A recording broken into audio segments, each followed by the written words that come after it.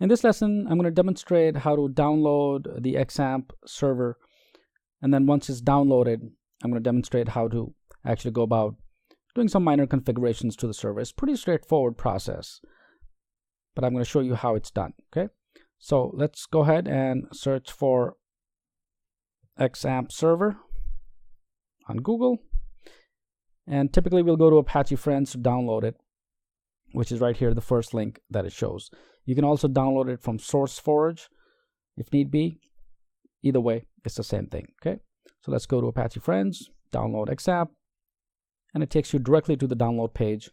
And depending upon your operating system, you can download it for Windows, for Mac, or Linux, and so on. Okay, so it's your own choice.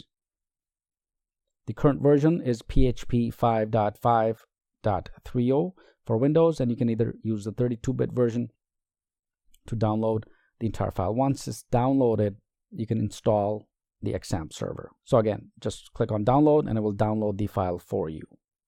Now once it's downloaded, using the installer, just install it just like a normal software. And once it's installed, you'll see the control panel. Okay, so for instance, since the Xampp is running on my machine here, so if I click on it and bring up my control panel, and this is what it's going to look like. So the two services that you need to configure your local host, or you configure your machine as your web server, is the Apache server and then the MySQL. The ports must also be configured. By default, your browser uses port 80, so make sure you change these port numbers. And you can simply go to config, for example, and then go to your Apache httpd.config file, for instance. Let me expand that and scroll down, and I'm going to demonstrate and show you where to actually do it. Okay, so here it is. So this is where you change the port.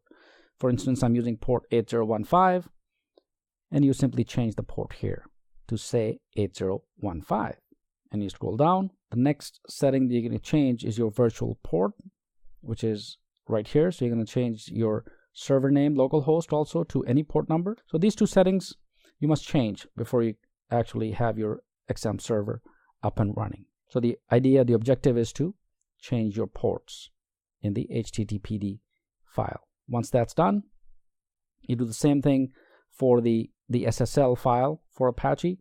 And for your SSL, change your SSL port to listen to any other port. So by default, this is 443, but I changed it to 10443. Okay, so right here you can see. So these simple configurations is done. If I scroll down within the SSL, for example, anywhere that it says 443, it's going to change to 10443. So in this instance, my virtual host is also changed to 10443. So a couple of settings here you can change, and a couple of settings I showed earlier, and your Apache will be up and running. The configuration option within the control panel, you can set up the default editor if you need to edit these files. And of course, if you go to service and port settings, you must also make sure that your ports are your new port numbers that you just assigned when you configured your Xampp server. So these are the quick rundown on the settings of the Xampp. Once you configure these settings, you should be able to run these services for Xampp.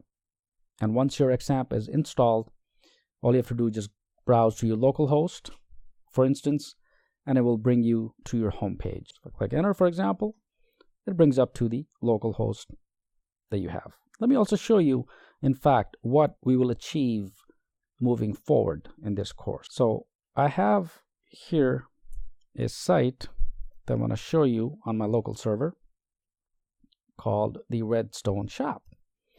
So here's the finished site that we're going to see, and we'll create everything from scratch, okay, in this crash course.